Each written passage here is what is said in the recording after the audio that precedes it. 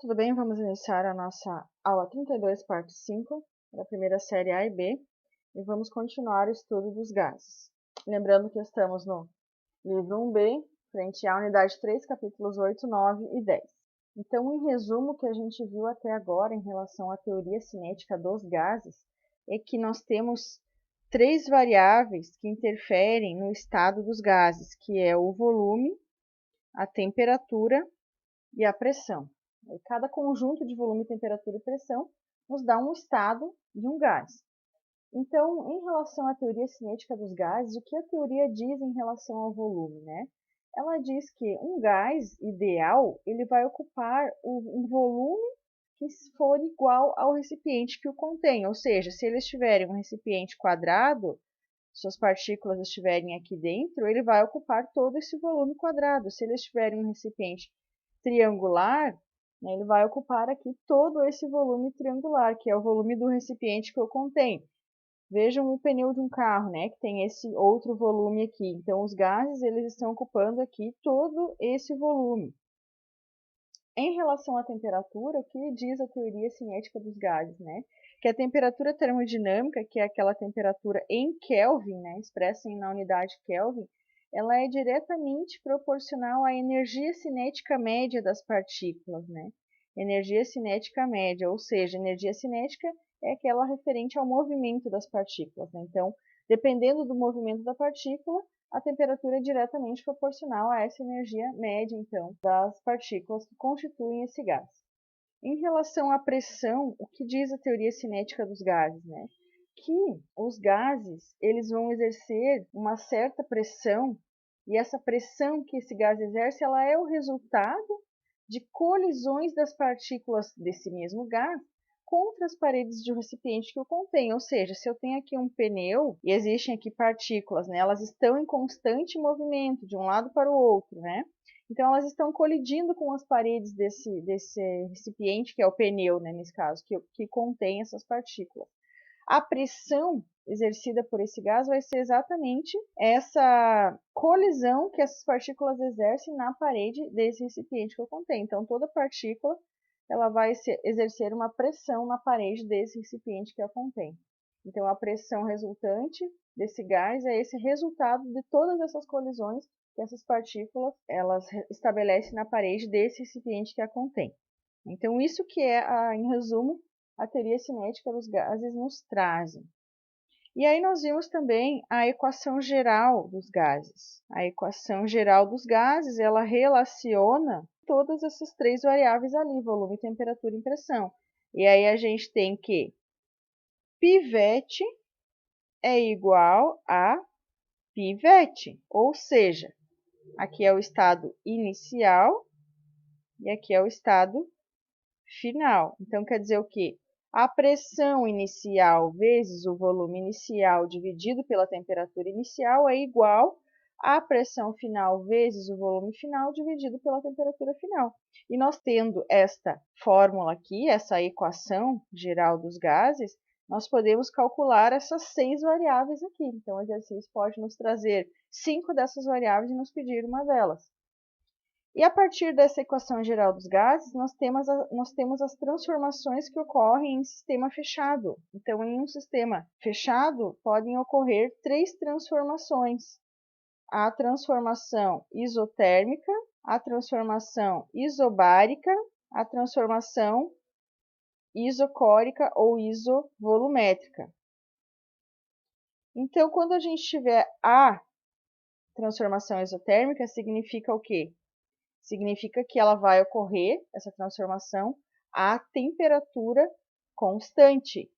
Ou seja, se nós precisarmos calcular, nós não vamos precisar usar aqui dessa equação a temperatura. Então, nós vamos tirar fora essa temperatura. Então, quando a gente tiver uma transformação isotérmica, nós não precisamos usar aqui a temperatura. Então, nós vamos usar apenas PI vezes VI igual a PF vezes VF. E isso indica que a pressão ela é inversamente proporcional ao volume. Se nós tivermos uma transformação Isobárica significa o quê? Que a gente já sabe que é uma transformação em um sistema fechado que ocorre a pressão constante. Então, se a pressão é constante, a gente não precisa calcular. Então, na fórmula, nós vamos deixar de usar apenas a pressão.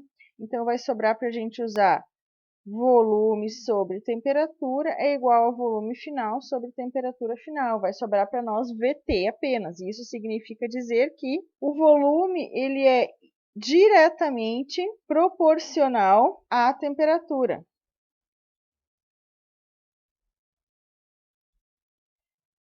Ao contrário, se a gente tiver então a transformação isocórica, que ocorre a um volume constante, partindo-se da equação geral dos gases, nós não vamos usar aqui o volume, porque ele é constante, ele não muda. Se ele for volume 5 aqui no início, no final ele vai continuar o volume 5, né? Então é constante, nós não vamos usar. Vai sobrar o que para nós usarmos?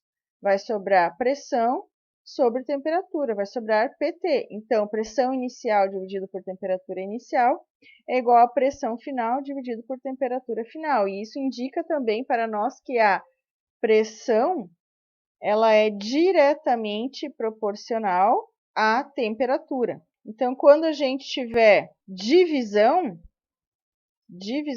é diretamente proporcional. Então, divisão é diretamente proporcional. Mas multiplicação não, é inversamente proporcional. Tá? Então, vamos fazer um exercício aqui de equação geral dos gases. O exercício diz o seguinte: encheu-se um balão com 4 litros de hidrogênio. Então, quando a gente encheu esse balão com 4 litros de hidrogênio, a gente tem aqui um volume inicial, né, de 4 litros. Há uma pressão D, então, se a gente está enchendo esse balão agora, essa pressão também é a pressão inicial de 596 milímetros de mercúrio. Então, agora a unidade que a gente vai usar para pressão aqui é milímetros de mercúrio. Vejam que ele está falando do gás hidrogênio, que é o H2. Há uma temperatura de 7 graus Celsius, né? Então, a temperatura inicial aqui é 7 graus Celsius. Pergunta, qual seria o volume desse balão? Então, ele quer saber o volume final desse balão a uma grande altitude. Então, esse balão ele vai estar agora a uma grande altitude em que a pressão, olha só a diferença. A pressão que eu estou, que afinal, lá nessa grande altitude, ela é apenas de 40 milímetros de mercúrio. Então, a gente saiu de uma pressão de 596 para uma pressão de 40. E a temperatura lá nessa altitude, a temperatura final, ela é de menos 45 graus Celsius. Então, ele quer saber qual é o volume que esses 4 litros iniciais aqui, eles vão ter lá nessa outra pressão e nessa outra temperatura. Então, nós estamos vendo aqui que o volume está variando, que a pressão está variando e que o volume também irá variar, porque o exercício não indica aqui que houve alguma transformação, ou isocórica, ou isobárica, ou isotérmica, né? Então, a gente vai usar aqui a equação geral dos gases para resolver esse exercício. Então, quando a gente não tem nenhuma das transformações, a gente vai usar a equação geral dos gases. E a equação geral dos gases, nós vamos usar todas as variáveis, né? Nós vamos usar todas as variáveis. Então, a equação é o quê? É a pivete.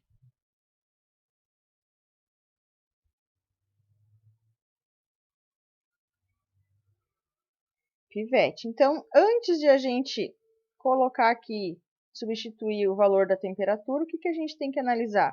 Que essa temperatura que o exercício nos trouxe, ele nos trouxe em graus Celsius, mas a gente não usa em graus Celsius, né? A gente usa a temperatura termodinâmica, que é em Kelvin, né? Então, nós vamos ter que converter essa temperatura. Então, aqui, a fórmula para conversão da temperatura é graus Celsius é igual a K menos 273. Então, se eu tenho aqui graus Celsius é 7 graus Celsius, eu vou substituir o grau Celsius embaixo do grau Celsius. 7 igual a K menos 273, vai ficar 7 mais 273 igual a K.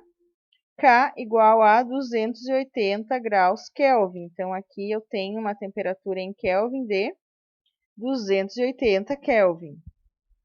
Agora, vamos converter esse aqui, menos 45 graus. Eu vou colocar graus Celsius embaixo de graus Celsius. Então, vai dar menos 45 igual a K menos 273. Menos 45 mais 273 igual a K. Então, aqui vai dar K igual a 228. Só vou fazer a prova real aqui.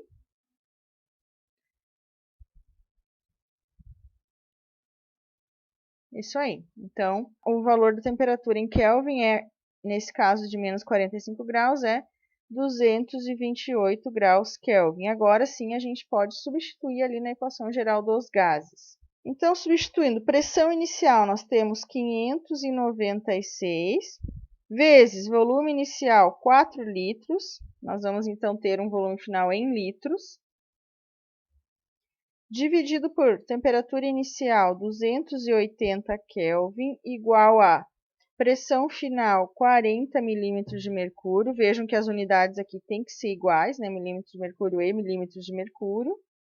Vezes um volume final que a gente ainda não tem, dividido por uma temperatura final de 228 graus Kelvin.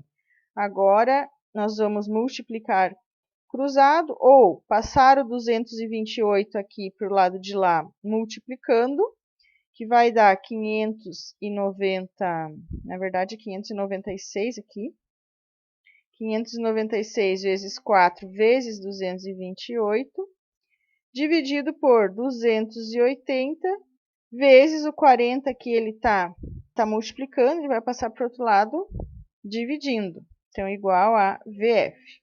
Então, aqui, para fins de simplificação, eu vou dividir aqui por 4, vai dar 1, e dividindo aqui por 4 vai dar 10. Aqui, eu vou dividir por 2, vai dar 298. E aqui eu também vou dividir por 2, vai dar 140. Então, aqui nós temos o cálculo 298 vezes 228 vezes 1, que resultou em 67.944, dividido por 140 vezes 10 dá 1.400, igual ao volume final. Aqui está o cálculo dessa divisão aqui. Então, vai dar um volume final igual a 48,5 litros. Então, significa o quê? No início, sob essa pressão inicial e essa temperatura inicial, nós tínhamos 4 litros daquele gás. Agora, no final, sob essa pressão e essa temperatura, nós vamos ter qual volume? Olha só, o volume aumentou de 4, veio para 48,5. E esse é o nosso resultado.